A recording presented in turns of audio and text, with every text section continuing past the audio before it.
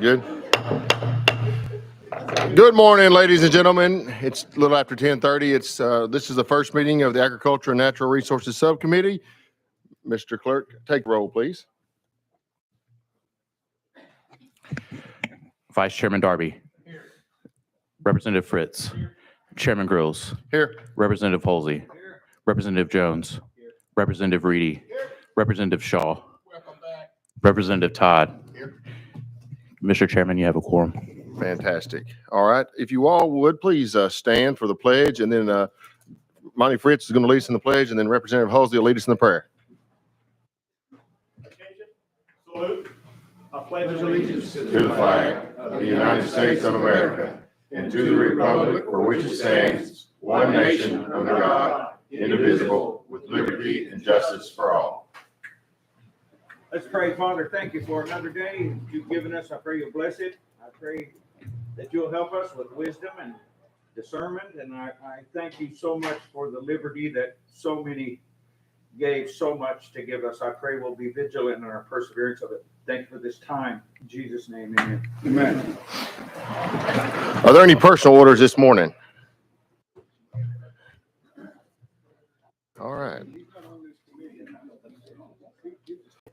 Seeing that there are no personal orders, I guess we'll go ahead and get going on with the business. First off, let's take Representative Reedy. I believe HB 393, that is your bill. We'll take that, roll that to next week. Is that correct? Mr. Chairman, I have got to admit, because a number of members were asking me about the bill, and it was, the snow days last week, there was confusion in getting the actual amendment that makes the bill timely filed, and I'm not going to hold that over this committee's head, and we'll just roll it till next week. Okay, without objection, roll to next week. That brings us back to the top of our calendar. Chairman Vaughn has HB 1054. We have a motion and a second. You are properly before the committee. Chairman Vaughn, you are recognized. You take as much time as you need there. You have 5 minutes. I said as much time as you need up until 5 minutes. How about that?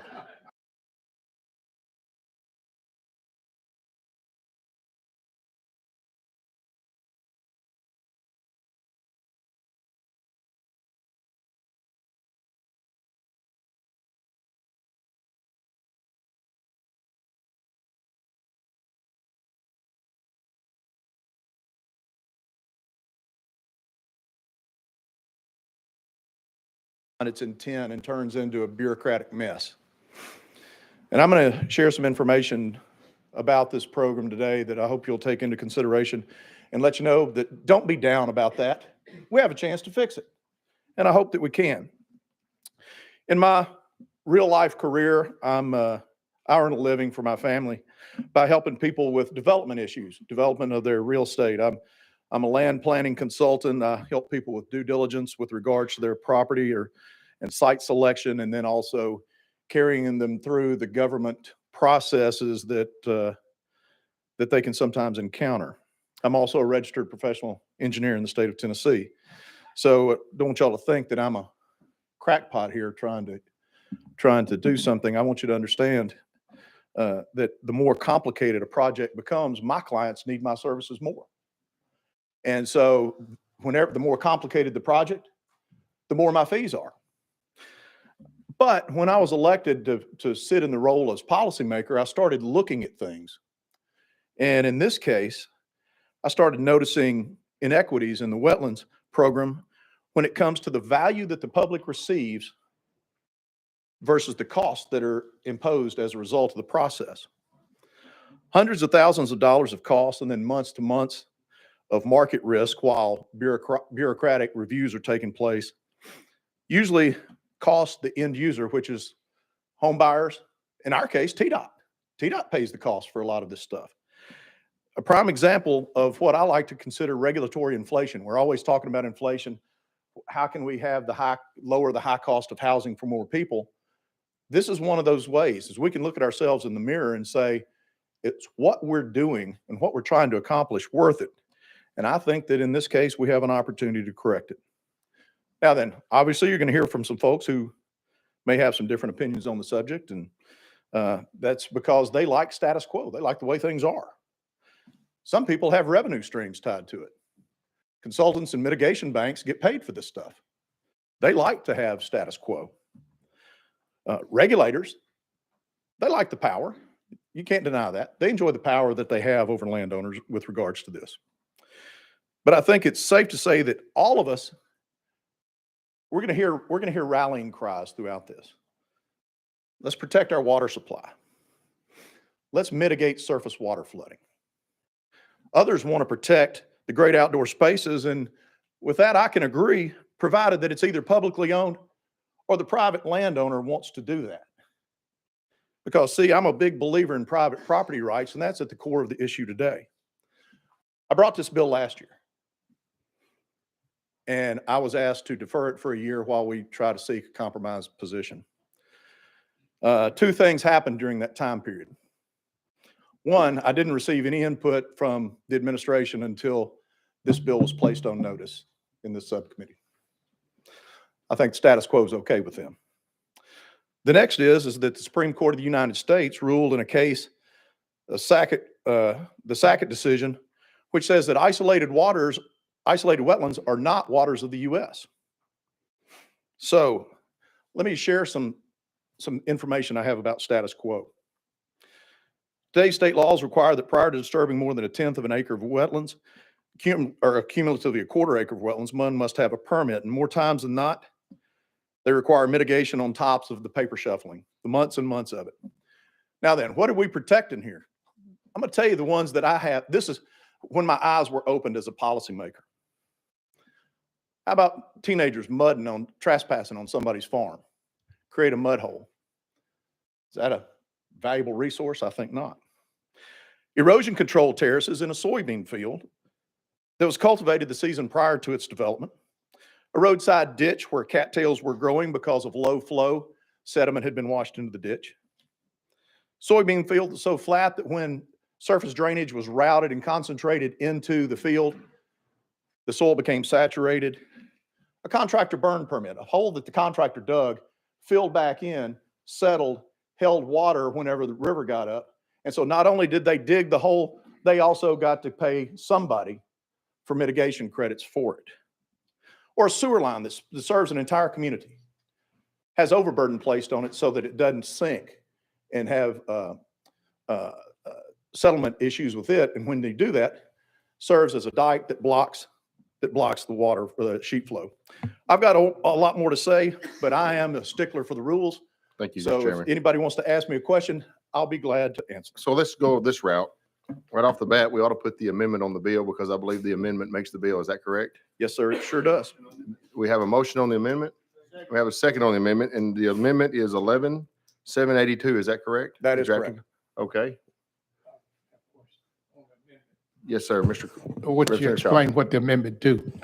Can we put the amendment on the bill first, and then the amendment makes the bill, and then we'll allow Representative Vaughn to explain the bill? Okay, question. All in favor of putting the amendment on the bill, say aye. Aye. Any opposed?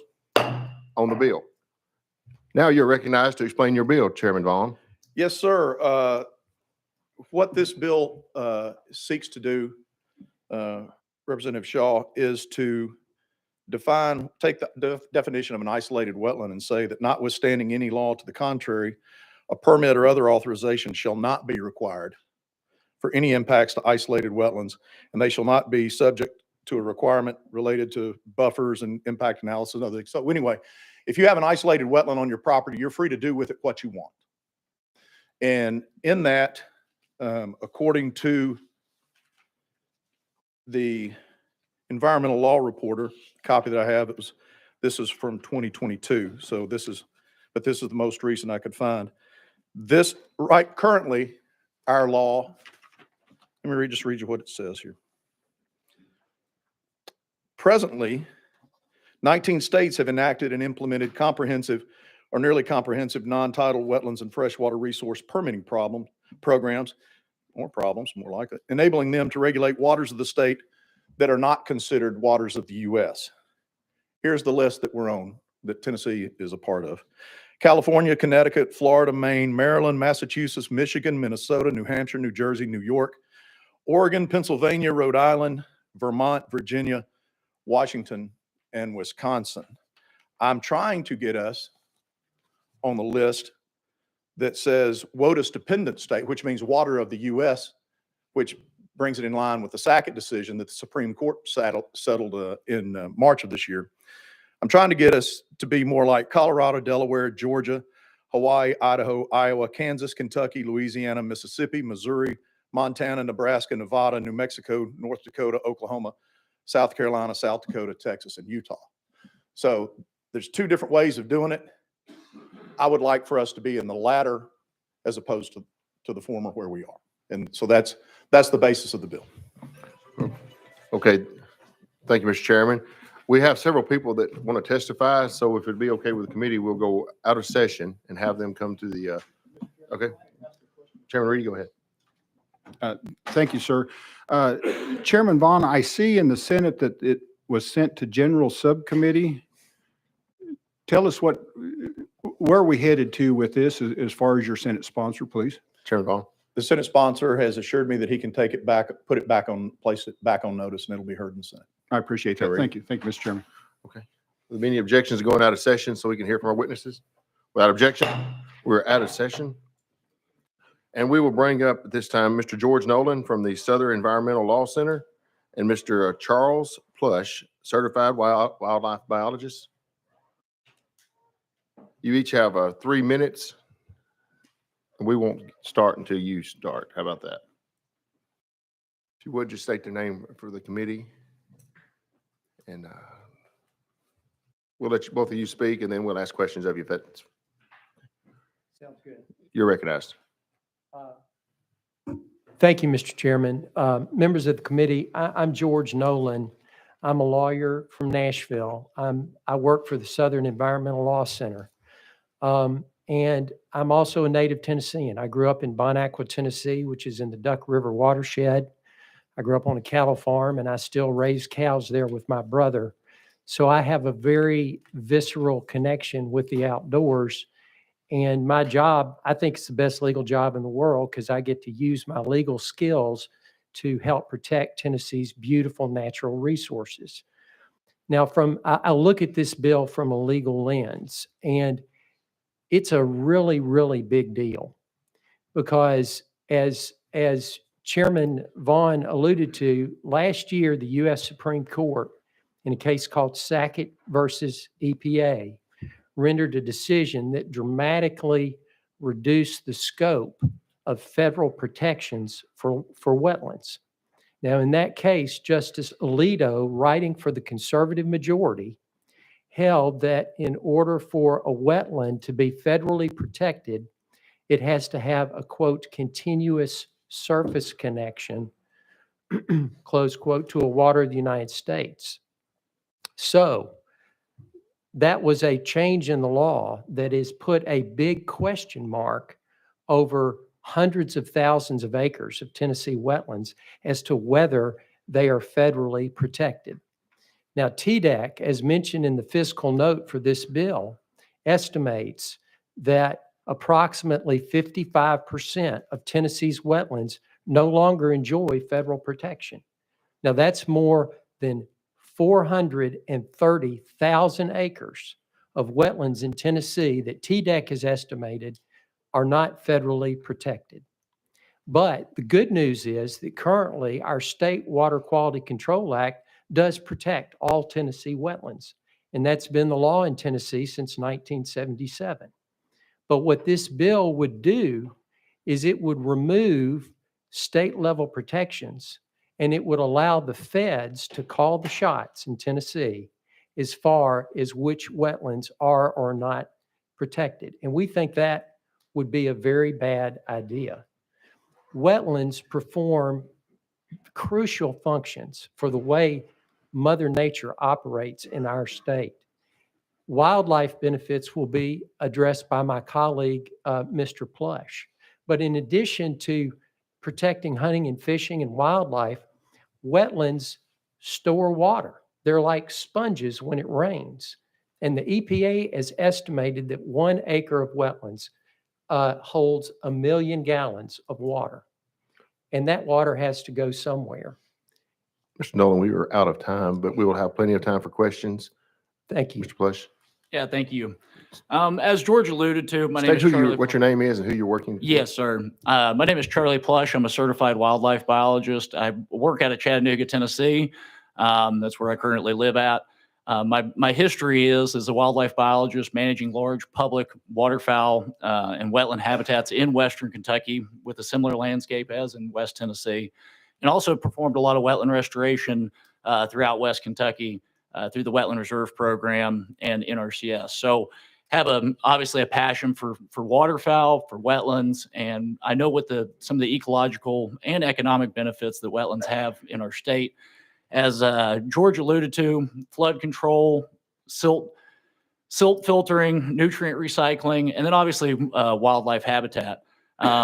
As an avid waterfowl hunter and a waterfowl biologist, I just kind of wanted to touch on some of the importance that a lot of these wetlands that were in question have to a very rich waterfowl history we have in Tennessee that I care about, and I know a lot of other people do.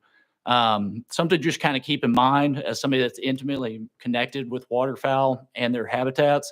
A lot of these wetlands that we're talking about, they might be dry for much part of the year, but still classified as a wetland. But consequently, when they do have water in the spring, late winter is exactly when they're most needed by the waterfowl that use West Tennessee. West Tennessee, and particularly along the Mississippi Alluvial Valley, is critically important as waterfowl habitat. They build up their fat reserves. They use some of these ephemeral wetlands in order to build their fat reserves and go back up north in healthy conditions. And a lot of times that's as somebody that sees on the landscape, they're there in the late spring, but they are a critical part of our waterfowl that go up and down the entire Mississippi Flyway and part of the culture here in Tennessee, and something I value. On top of that, aside from just waterfowl, amphibian populations, these areas that we're talking about that might not look like a classic wetland, and I'm talking not areas of just tractor ruts. I realize that those things are small things or small ditches in the field, but in woodlands like sloughs that are, maple swamps, green ash swamps that only maybe have water for a couple of months out of the year are very important, not only for the waterfowl, but also amphibians, because they do not have those fish populations. That's what's key. Most of the time they are dry most of the year, so fish aren't established in them. So consequently, a lot of our amphibian populations can breed, can reproduce in these areas because they don't have that predator base there. So as a wildlife biologist and somebody that's pretty versed in wetlands and the value that they have, just wanted to kind of highlight some of the things that we have here as a beautiful state that's rich in natural resources, and just be aware of some of the benefits that they have for the things that we care about. Thank you. Representative Shaw. Thank you, Mr. Chairman. Thank you all for being here. I don't know who to direct this to. Maybe I'm kind of the naive one on the committee this morning, but why? I'm sitting here trying to figure out, why can't we have both? Why can't we protect our wetlands and at the same time, I believe Chairman Vaughn, I understand where he's coming from and what he's saying, but why can't we do something to protect both? I don't know who I'm directing it to, Mr. Chairman. Whoever wants to answer it. How about that? I'll be happy to take a stab at it. I think surely there is a way to protect both. I'd like to hear that.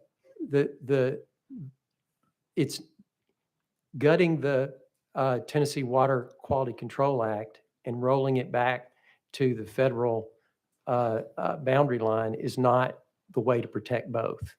So I guess I would encourage this committee to give the stakeholders time to work on some sort of compromise that can address the permitting frustrations that Chairman Vaughn is referencing, but also doesn't just wipe away protections for more than 430,000 acres of wetlands.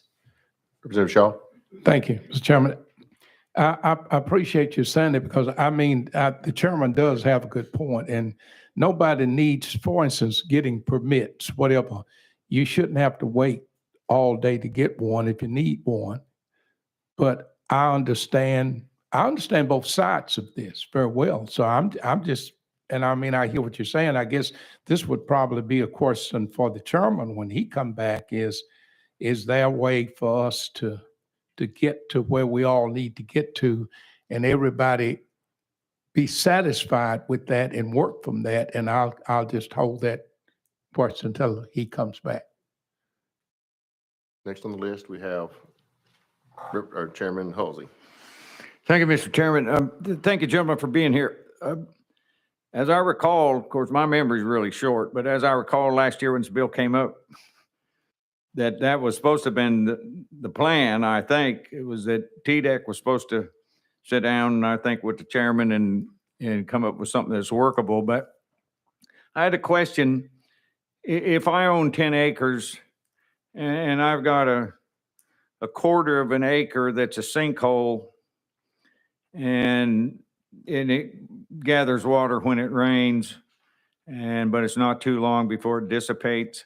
I mean, who makes the definition of what a wetland is and what it's not? I mean, how do you arrive at that conclusion or the definition of what wetlands really consist of? You recognize it? I think who makes that determination would be in the first instance, the field representatives of TDEC.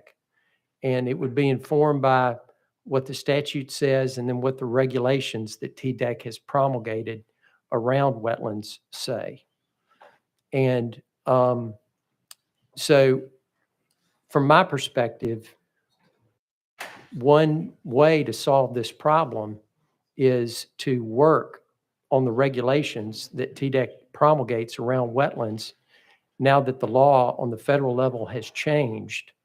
And TDEC is the frontline responsibility or is the frontline regulator for a large swath of wetlands. So there should be a way to have rules that allow for common sense categorization of wetlands into different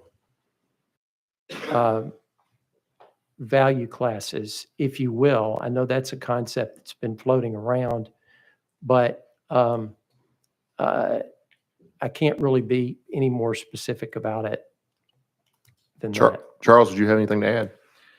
Yeah, I mean, building on what George said, I mean, it is based on the laws from what I understand, but generally the idea of what's classified as wetland that the Corps has always done, now that changes obviously with the Sackett decision based on, but the definition of a wetland is generally has wetland hydrology, has hydric soils, which are indicative of a wetland because of that anaerobic activity that has characteristics of the soils, and then having wetland vegetation. So it has to have all three of those. That's like the traditional since 1987 has been the definition of a wetland. Now there's all sorts of nuances to that based on laws or state regulations or even Supreme Court decisions. So who makes that decision? Ultimately, it either comes down to the state or the Corps. I mean, a lot of times you have consultants come out and they'll do a delineation, but it's ultimately up to the regulators that decide, make the jurisdictional determination of what a wetland is. Chairman Halsey, you have a follow-up? Okay. Chairman Todd. Thank you, Mr. Chairman. And to follow up on that question, which I thought was a very good question and pertinent to this conversation, a lot of times regulators I've seen with other types of resources will put it back on the developer, the owner of the property, and say, you go pay somebody to make that determination. We're not going to make that call. They do that quite often on streams now. If they see a depression on a set of plans, oh, well, have you got a stream determination? And then you've got to go through a whole process, spend a lot of money and sometimes months to come back and say, okay, here, now we have a piece of paper saying that it's not a stream. And I see that as a concern here that that's going to be abused as well in this category, probably even more so, because these are maybe a little more difficult to define and to determine what is a wetland. A couple other points. There was a comment made about this the Sackett decision reduced the scope of federal protection. When I think in actuality, what it did was clarified what the Clean Water Act said to start with, what the intent was of that law. And for literally decades, EPA and the Corps had been expanding that interpretation and extending their reach well beyond what the law said it should. And the Supreme Court said, no, the law says this is all you can do. And they built them a little stouter box. And so now that puts it in our lap, which is what brings us here. Another comment was about the 430,000 acres of wetlands in Tennessee that are no longer protected by EPA, and that the feds would call the shots. So I would argue the feds have been calling the shots on this for decades, since 1972. They have been the ones calling the shots, and as delegated authority, TDEC has had to administer that to some degree. So we're not changing anything with who's calling the shots necessarily, but in this committee, I believe in this process, we want to make sure that definition is firm, that it's as wiggle proof as we can make it for both sides to deal with, and protect the resources that are valuable, that have public benefit, but those that do not, then they're fair game for private property owners to do what they want. So that's the hard part, is figuring out where that line is and where that definition is. And I appreciate you being part of the process and sharing with us the insight that you have in this. Thank you. Was there a question in there or just a statement, Chairman Todd? Okay. Or is there any other questions? Representative Jones. Thank you for being here and sharing this critical information with our committee. I had a few questions just as we're trying to learn more about the impact of wetlands in our state. I guess this is for the scientist. To this point, what percentage of the wetlands have been lost in Tennessee? You know, I want to say I saw a statute from the U.S. It's somewhere about 60% of the historic wetlands in Tennessee have been lost since establishment. So obviously that's through agricultural conversion, ditching, development, farming. But that's historical. I think it's somewhere around 60%, which is not uncommon. Actually, Tennessee's probably doing better than a lot of other states. There's a lot of states up in like Indiana, Illinois, Minnesota that have lost historically over 90% of their wetlands. Representative Jones. 60%. Wow. And can you talk about some of the species? Do we have any rare endangered species that depend on these wetlands that are at risk of being lost in our state? Are there any species in particular that you have worked with that are in danger that rely on these wetlands? Mr. Plush.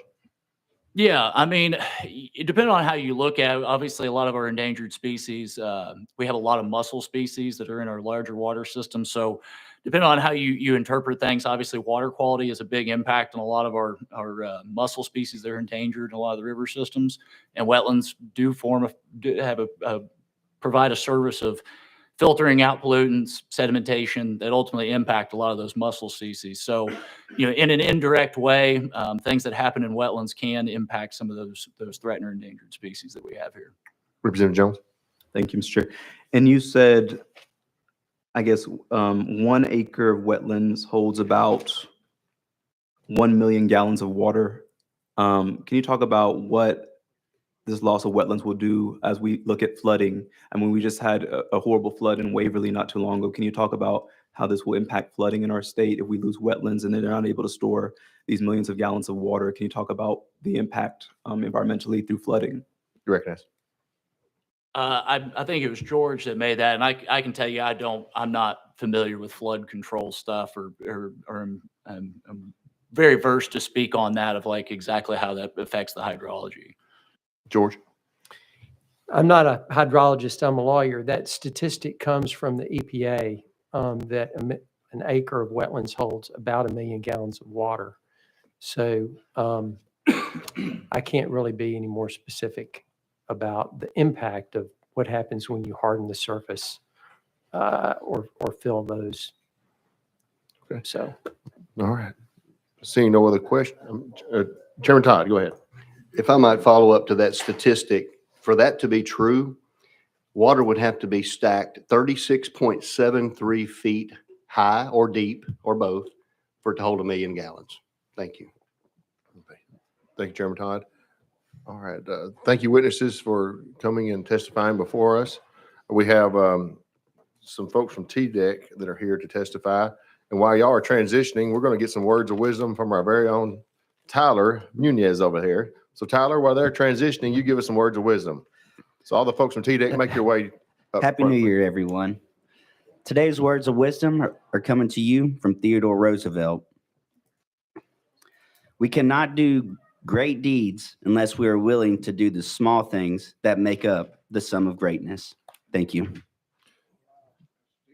Thank you, Chairman. Thank you, Tyler.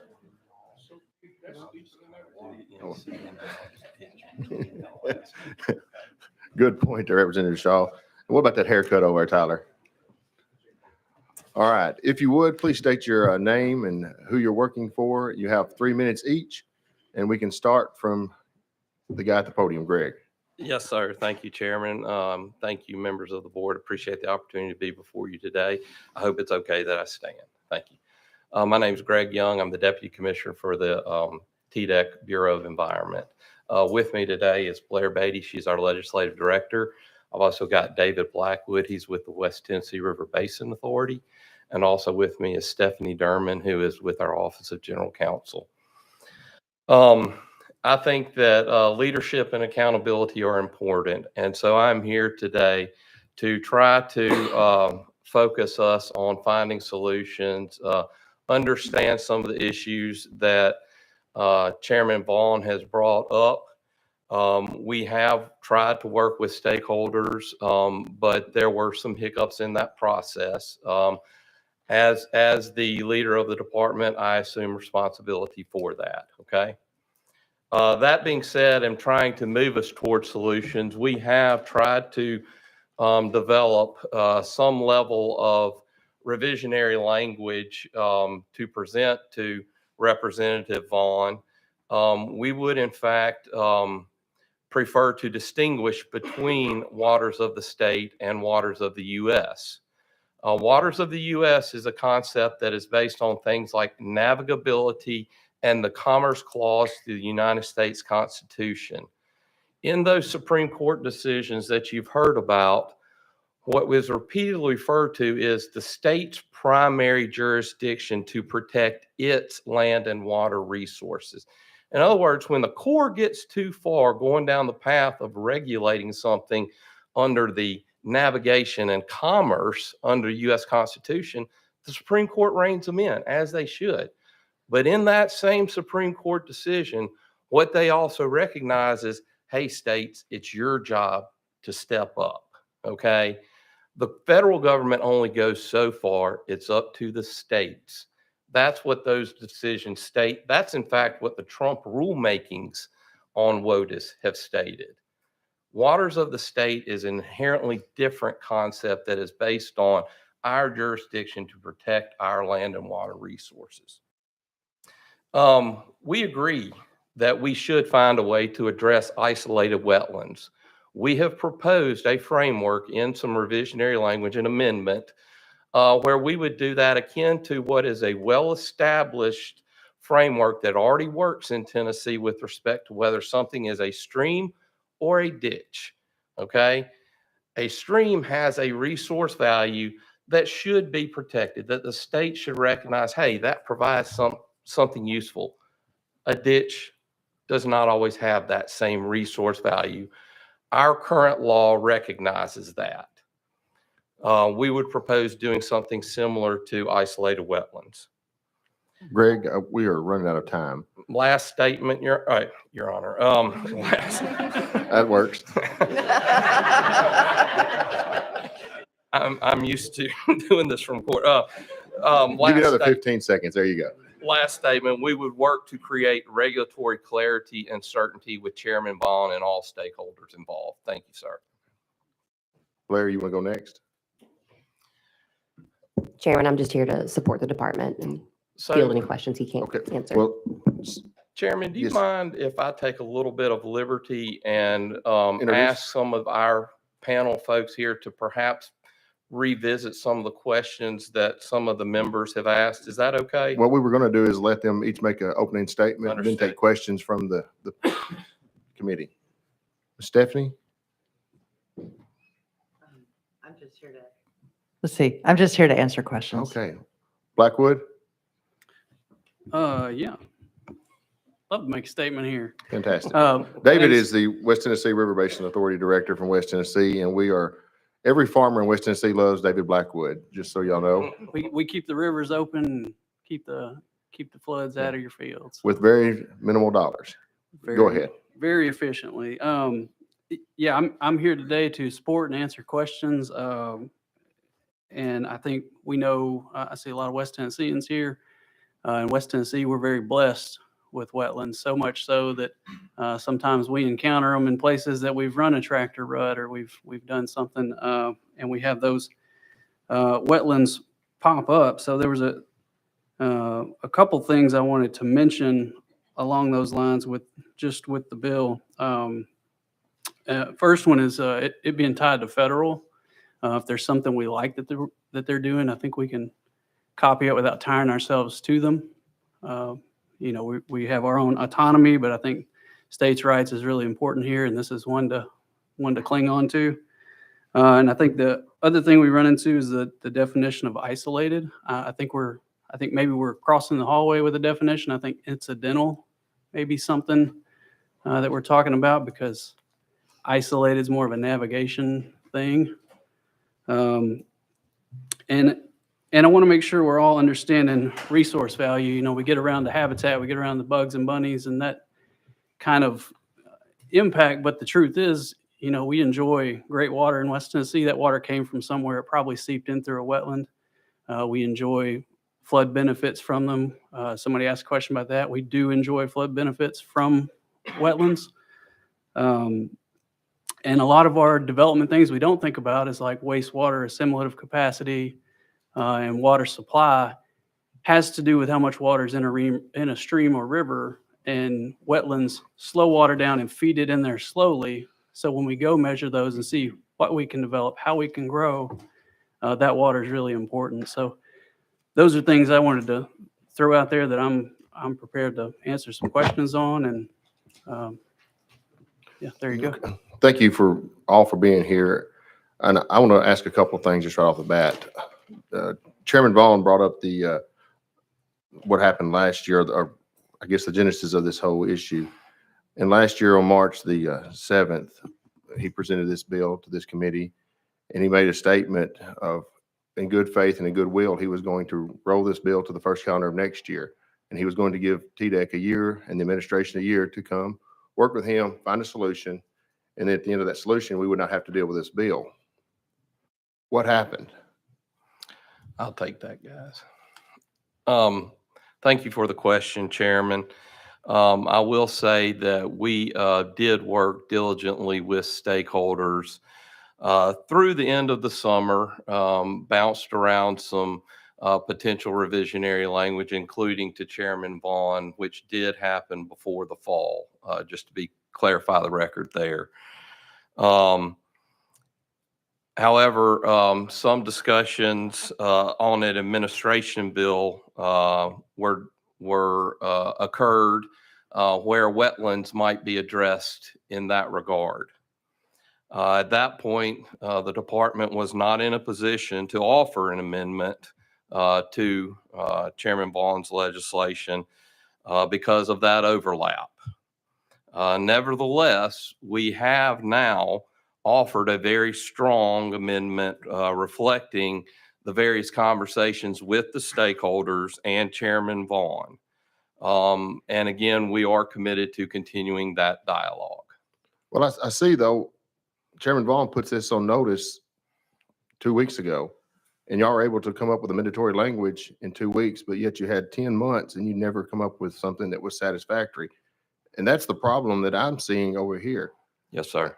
And what was the breakdown though? We've got to make sure that the government is working for the people and not just being a roadblock at every angle. And I don't want to throw you under the bus or anyone on this panel under the bus, but we need some answers, and that's only our job to get those. Larry, you set up to say something. Okay, go ahead, Greg. I appreciate that sentiment. And when we are talking about a regulatory mindset, it is not from, I guarantee you, It is not from a power. We are here. I am here to serve. I am accountable and here to serve the General Assembly. I answer to the governor's office, and I serve the citizens of the state of Tennessee. And where there are problems, I have to own those, accept it, find solutions, and move forward. I have several questions I would like to ask, but I don't want to hog all the time. Who, Representative Vaughn? I mean, I'm sorry, Representative Shaw? That's okay. I'll take Vaughn today. I'm anxious to hear what that solution is. I keep hearing it, but, and of course, the chairman is sitting there with his legislation. I guess what I'm anxious to hear, is it a solution that's agreeable upon, and where do we go from here? Can we talk about that for a moment? I'll be glad to represent, or Chairman, I defer to you.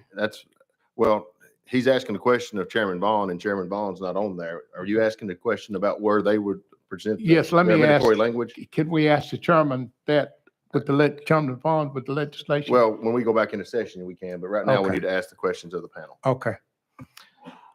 So I will Go ahead there, Representative Travis. Thank you, Mr. Chairman. I would like to direct that to you, Greg, what he just asked, what Yes, sir. Representative Shaw just asked. There you go. Thank you, Greg. Thank you, Representative Travis. Thank you, Chairman. I will briefly summarize what our proposal would involve. It would involve defining isolated wetlands as recognizing that there are certain types of wetlands that do not have a continuous surface water connection and that are either so small or insignificant in size that they would meet the definition of isolated. From there, what we would do is create a framework whereby those types of isolated wetlands that do not, based on their lack of connection, their low and moderate quality of those wetlands, they do not serve that resource value that merits permitting and mitigation. And so we would create the exact same framework that exists for a ditch that does not merit that same level of protection. In other words, it's something that this General Assembly passed several years ago to recognize that not all water conveyances, and I alluded to this earlier, merit a lot of individual permitting or mitigation, because the resource values and uses that they provide to the citizens of Tennessee do not rise to that level where we should put people through that. So what we are proposing is to, by statute, recognize that type of an isolated wetland and give an easy button, if you will, for developers to move forward with they can go ahead and do what they need to.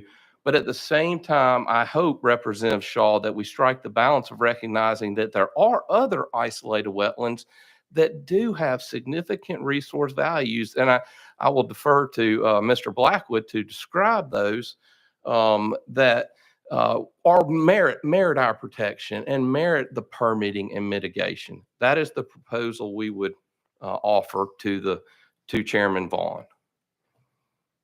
David Blackwood, West Tennessee River Basin Authority, you have something to add? About resource value, right? Sorry. Is that what you tagged me in on? Yeah, giddy up. Yeah, so I think as part of resource value, we do need to keep in mind flooding, and we do need to keep in mind, when I first hear this bill, in my mind, it's like small, tiny wetlands, but if you go with isolated, it might mean really big ones that just aren't connected. And there are significant flood benefits because a big part of flooding is timing, how fast the water comes down the hill. And if you have something flat, water doesn't move real quick. And the second it's not, and you get that water off there, you're putting it with other waters, you're speeding it up. And that means something for the people down the hill. So keeping flooding as a resource value that we make sure we evaluate before we just, assume this is not helpful, then I think that's important. Greg? I failed to say earlier that the proposal that we are looking at TDEC was in fact developed with stakeholder outreach over the last 10 months. So Say that again. I'm sorry. I didn't. the proposal that we would offer to Chairman Vaughn's amendment was developed through the stakeholder outreach over the last 10 months. I failed to say that earlier. Let's get a follow-up there, Representative Travis. Thank you, Mr. Chairman. In with what you guys have said today, have you reached out to Chairman Vaughn? Have you got a plan to reach out to Chairman Vaughn? Have you sit down with Chairman Vaughn? Yes, sir. And he graciously has accepted those invitations, and we are in regular contact. For what it's worth, as soon as he walked in, we sat down together, and I feel like we're wanting to work together. Maybe we can fix this thing then. But it did not start off on the best foot. Understood. And I sit here and just sitting here thinking, as a Chairman Vaughn has a Representative Vaughn in front of him. When he goes to deal with TDEC and they put him off for 10 months, imagine just a regular Joe going up to deal with them. What do they feel like? They don't have the representative card that they can give TDEC. And if they were put off for 10 months, what is it going to be like for them? And that is totally unacceptable for this type of behavior to be, brought forward from our government. Whether it was TDEC, the administration, whomever it was, has to be remedied. Chairman Todd, sorry. Thank you, Mr. Chairman. And back to Mr. Blackwood's comments, you mentioned earlier something that's very concerning and that I've dealt with before in a previous life, and that is wastewater discharges. And in West Tennessee, we have a number of channels, number of streams where wastewater is discharged and assimilated with the background water that's flowing through that.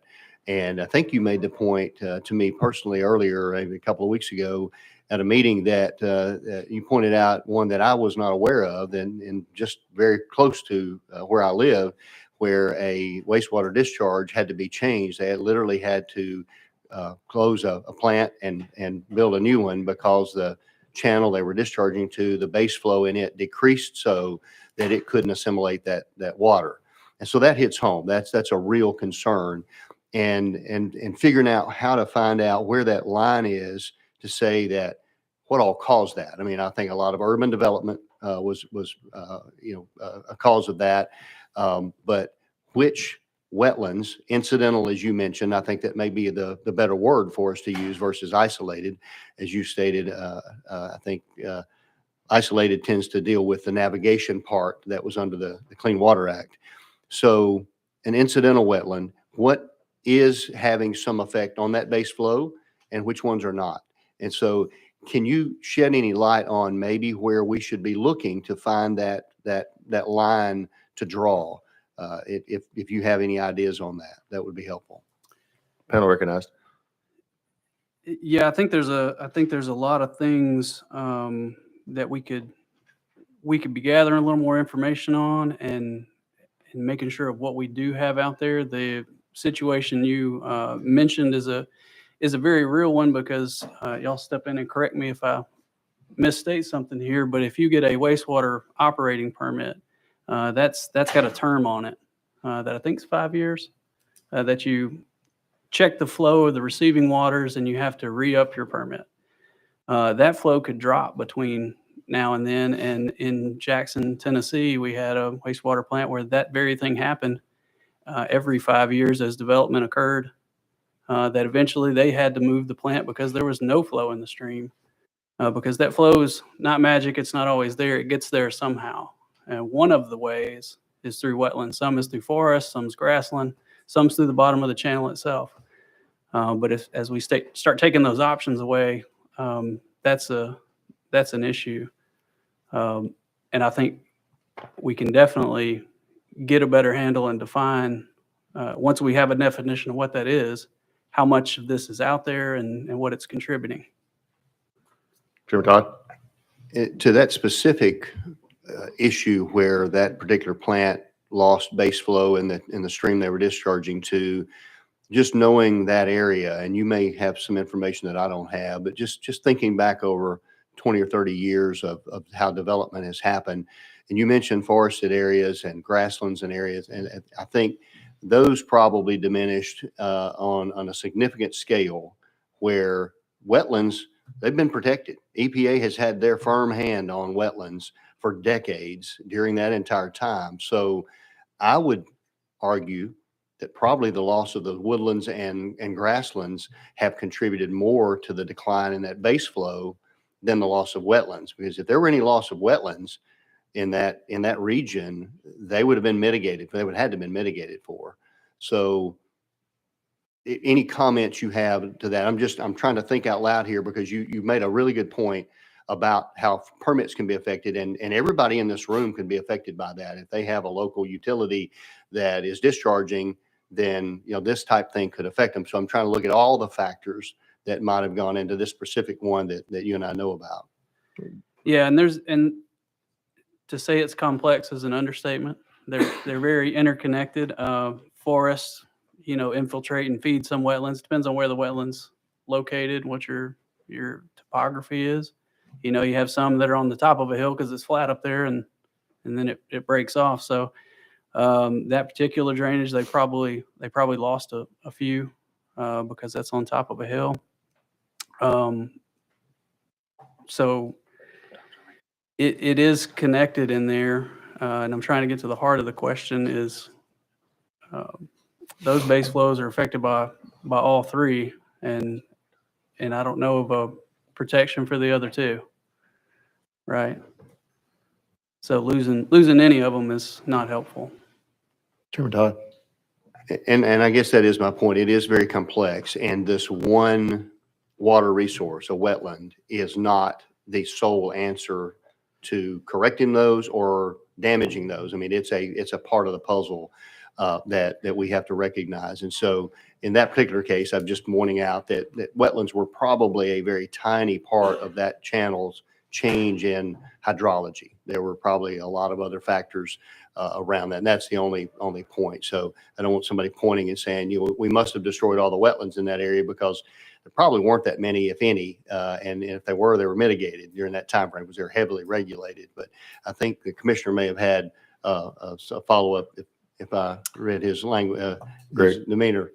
Thank you, Chairman. Thank you, Chairman. I do think that there also should be considered in the discussion how Tennessee has a regional differences, and I will quickly yield the floor to David to talk about that when it comes to our types of water and wetland resources, be it in West Tennessee, Middle Tennessee, and East Tennessee.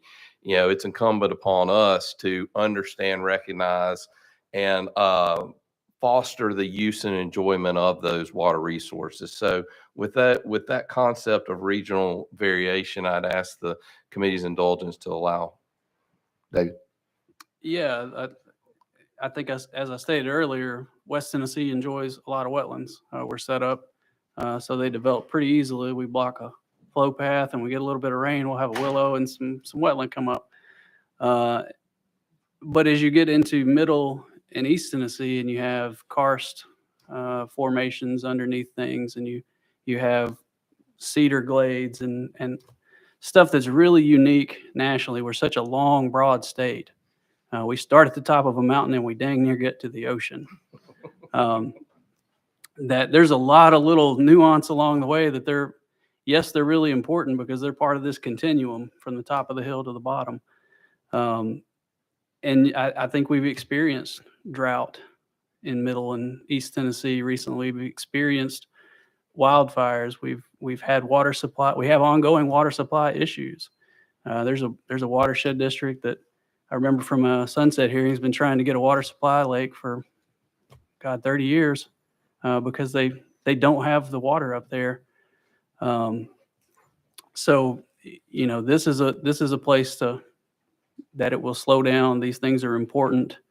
Let's not be too hasty and rolling over them. Representative Shaw. Thank you, Mr. Chairman. Maybe the question was answered, but I just for my clarification, because as much as I've heard, there's still a lot I don't understand. the amendment that you all are suggesting or offering the chairman, does it delay the process overall, or does it speed it up? Do I still have to wait 2 years to get a permit for something because of a wetland issue if this all took place, or does this speed up the process? I hope that's a fair question. Yes, sir. We would submit it speeds it up because there is no permit required, period, for those types of isolated, low quality, moderate quality wetlands. Okay, thank you. Chairman Reedy? Thank you, Your Honor. Question for Mr. Blackwood.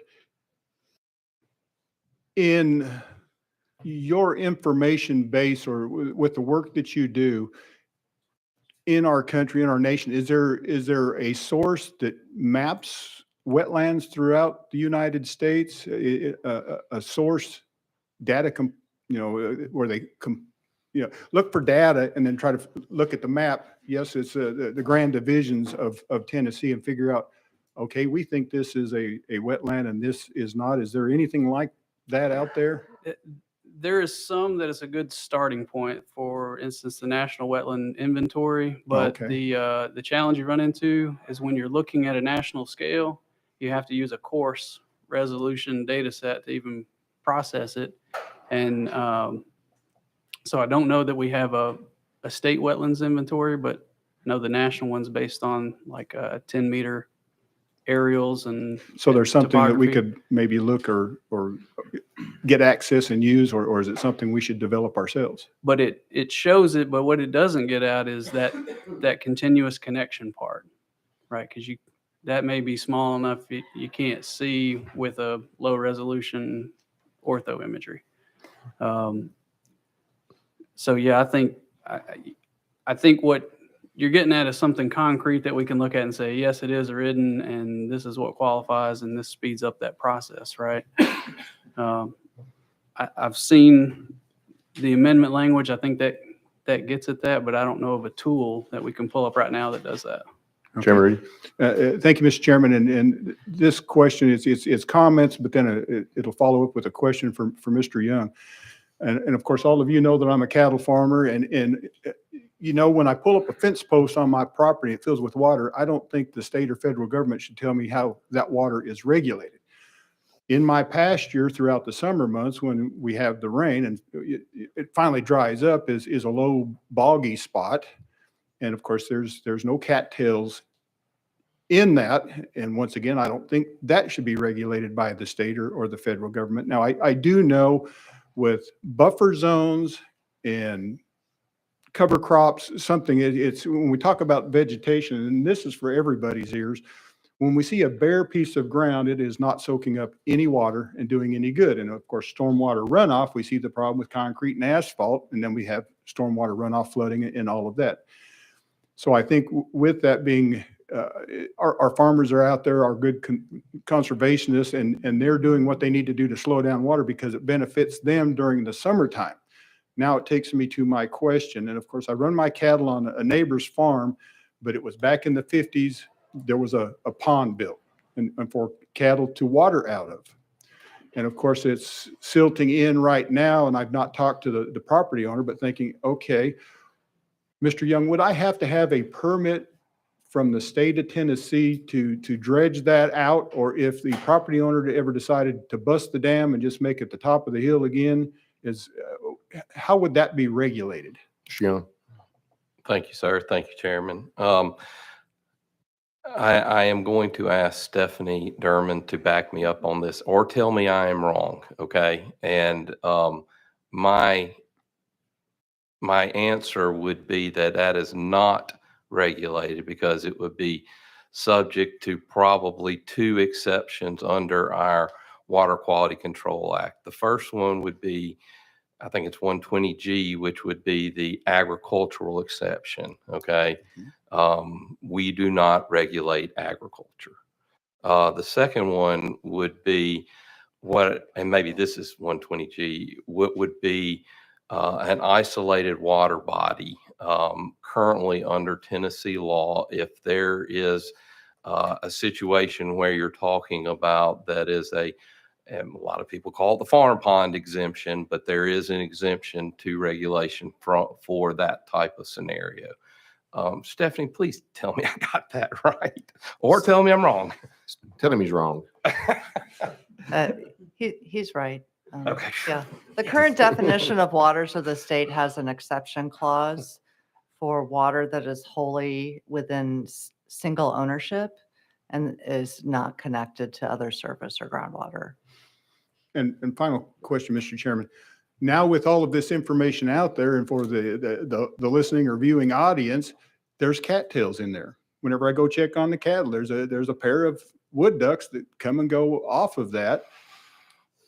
If somebody else saw that, would they stop us from being able to use it for a watering pond or saying, fences out? And that's what always concerns me is with WOTUS, Waters of the US and with EPA, sometimes they drive me crazy as a farmer and saying, oh, well, you can do this or you can't do that on your farm. You got to fence out the waterways or everything else.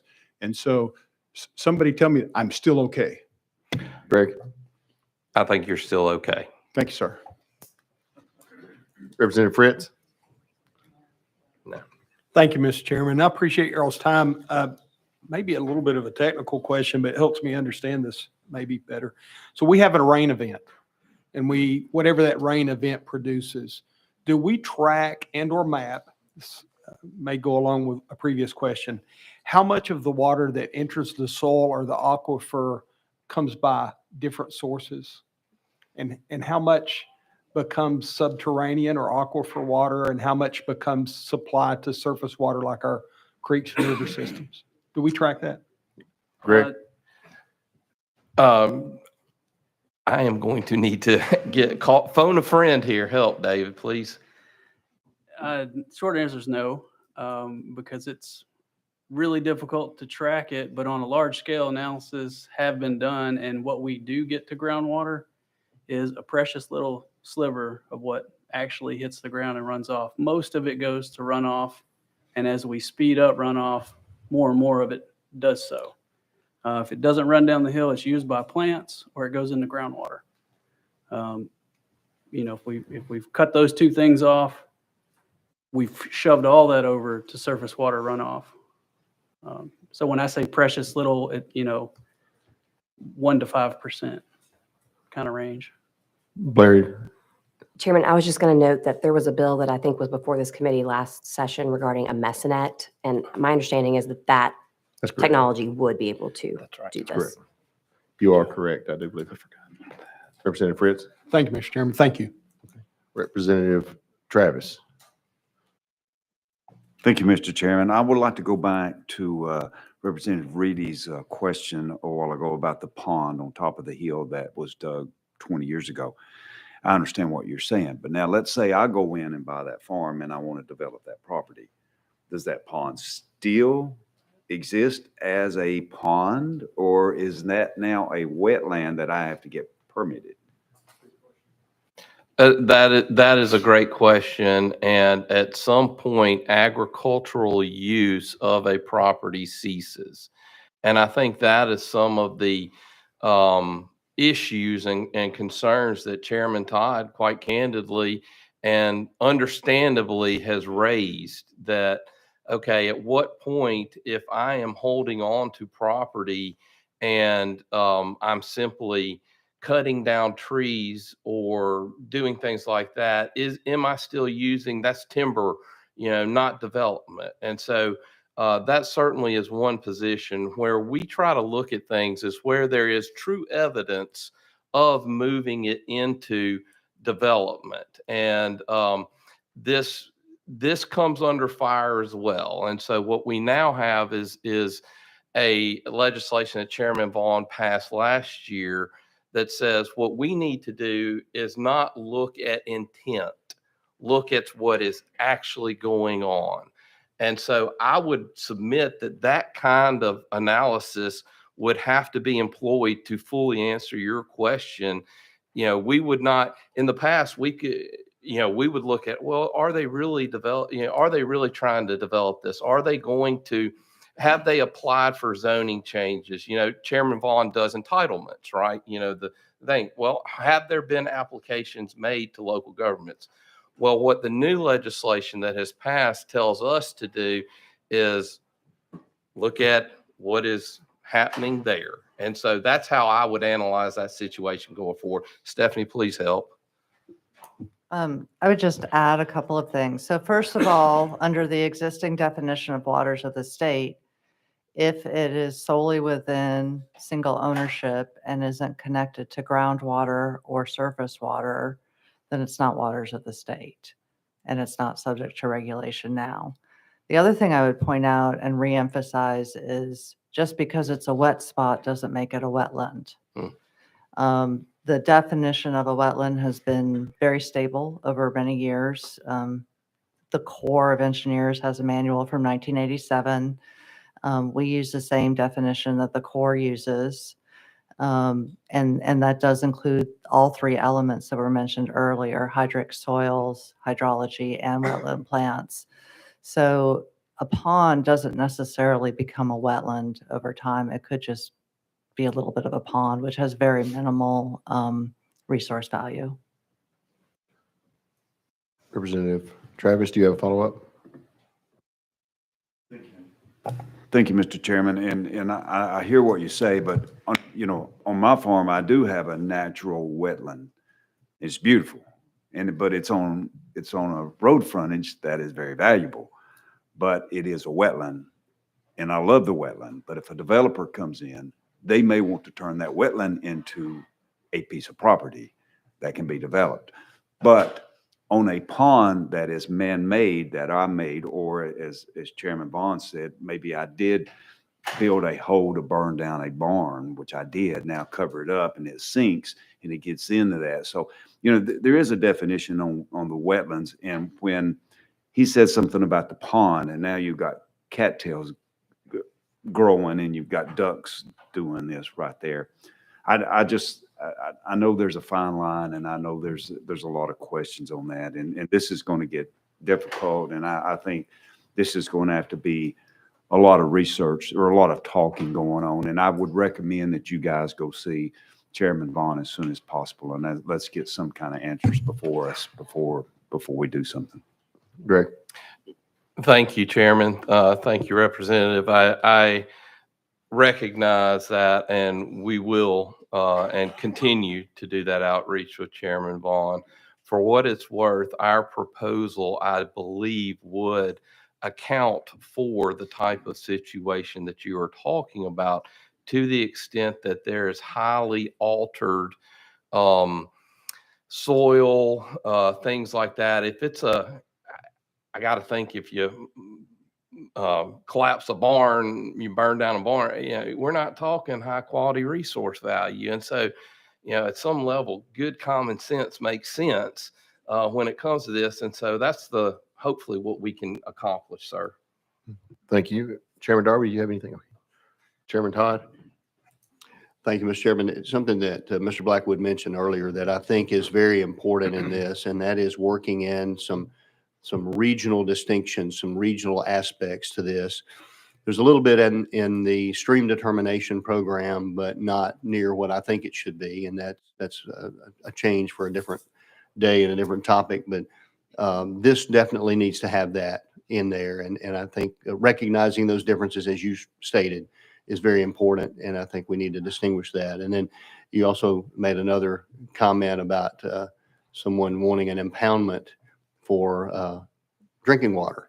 And I know, you know, we have seen over a number of years the department's lack of desire to allow impoundments that definitely involve a stream, even though in that particular situation, drinking water for humans is a very high value that should be recognized. And, you know, again, a different topic, but all of these things are interrelated, and keeping those levels of importance in front of us in the forefront as we craft this and come up with the right language and the right methods to put in here is very important. So I appreciate you making those points, and I hope that we can continue to tweak this and make it to have a regional aspect involved, build the box as good as we can for the regulators to follow, for the public to know what's expected and what they can and can't do without it being subjective as much as possible.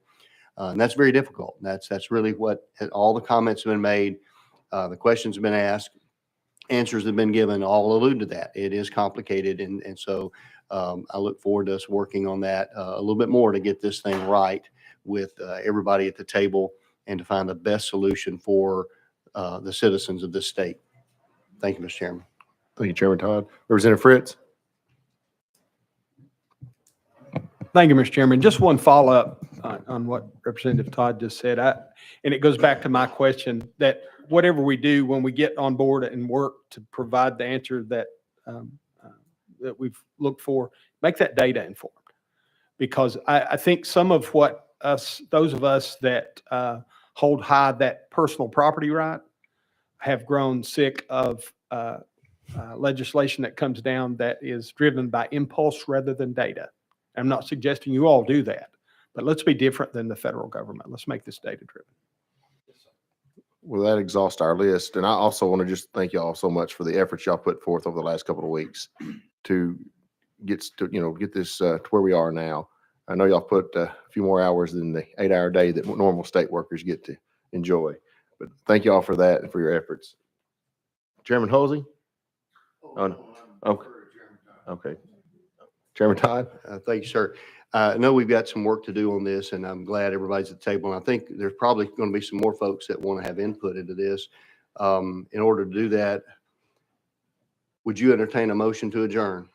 If we were back in session, I would. Oh, that'd be a good idea. Well, we have to go back into session. And then is there any other questions of the panel? All right.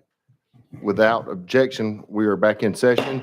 And Chairman Vaughn, I see you got your hand raised there. You want to make a statement? Yes, sir, if you don't mind, because I think I do have some relevant to bring to some of these questions that have been posed here. We have gone over by 15 minutes already, but we'll let you talk, keep talking. Okay. Just Okay, I was going to say, I'm on the next sub that's using this room. No, I want to clarify something in the fact that whenever I spoke about the power dynamic of the regulators, I'm not referring to Mr. Young or Blair. I would fist fight somebody on their behalf. I hold them in such high regard. But then again, people who are friends can disagree vehemently on subject matter. And I think in this case, I think we're moving in the right direction, but we still have some vehement disagreements.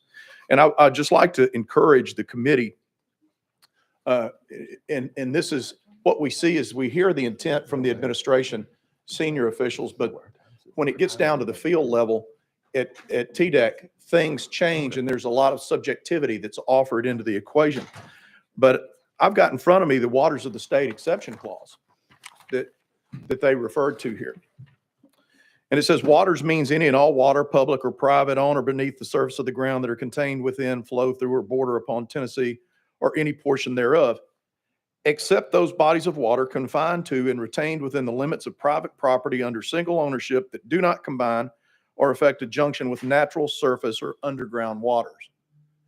The underground waters is the way that all of these regulators tie all of this together. They say everything on the surface eventually gets to groundwater. And when you read this, you see that their groundwater, they say based on the nature of water bodies in Tennessee, these hydrologic features are presumed to be connected to groundwater unless a permit applicant can demonstrate that there is a barrier or a liner or a continuous clay layer that minimizes infiltration or otherwise documents that the water body is physically separated from groundwater. It is the permit they make you pay to prove that it's not, whenever this is water that's perched upon the surface many times. And so it's interesting. Here's a funny thing. I was sitting here thinking about this as we talk about groundwater protection. I can go out on my property and I can dig a 30-foot hole. As long as I keep the confines of ground disturbance to 1 acre or less, I can dig 30 feet down into the dirt and get down into the dirt much closer to groundwater than I am if I'm filling 2 feet of soil on top of a mud hole. Think about that. Something's just out of balance. It really is. And the last point I'd like to make is that when I read off that list of states, you know how many of those are bordering us? almost all of them. So whenever we're competing economically in areas, these things do matter. And so I just want to bring that up, is the fact that these are border states that and by the way, I need to give you my street credentials. I'm a 5th generation Tennessean living in the Hatchie River bottom. So, and I love to bust green-headed acorn eaters. You can see some pictures of some that I smoked on my wall at Reelfoot. So I'm not this guy that's wanting to pave paradise and put up a parking lot. What I'm wanting for us to do is for our citizens to know with clarity what the rules of the road are, and then they're not subjective in nature, depending upon who shows up at their property on what day. And with that, sir, I'll yield to. All right. Representative Travis. Thank you, Mr. Chairman. I make a motion to adjourn. Got a motion to adjourn without objection? We are adjourned.